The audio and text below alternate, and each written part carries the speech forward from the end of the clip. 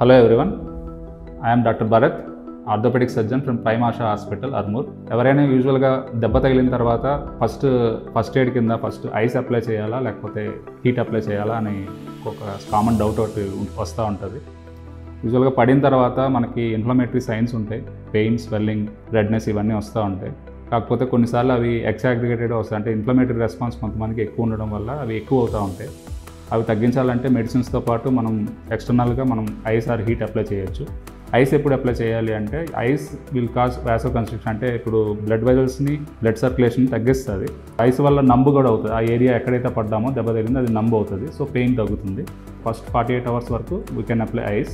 After 48 hours to reduce pain and stiffness and spasms after 48 hours you should apply heat pack. How to apply అంటే ఈ ice pack అయినా heat pack అయినా యూజువల్గా డైరెక్ట్గా skin contact చేయకూడదు. ఒక protective cloth కానీ ఒక కవర్ కానీ పెట్టుకొని అప్లై చేయాలి. 15 minutes కన్నా ఎక్కువ అప్లై చేయకూడదు. మోర్ దెన్ 15 minutes వాడితే ఫ్రాస్ట్ బైట్ వచ్చే ఛాన్స్ ఉంటుంది. Thank you.